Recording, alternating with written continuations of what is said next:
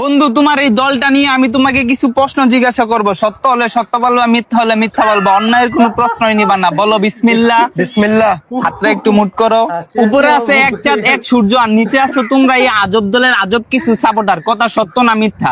সত্য। রাগ করলা? না না, বর্তমানে তোমার এই দলের কোনো খাওয়া নাই, কিন্তু তোমরা এই আগিলা দিনের কথা নিয়ে নাচানাচি করো। ওই যে কথায় আছে না, দাদারা ছিল মেলা, বাপেরা ছিল অল্প, আর তোমাদের আছে 23 মারা গল্প। কথা সত্য না মিথ্যা? সত্য। রাগ করলা?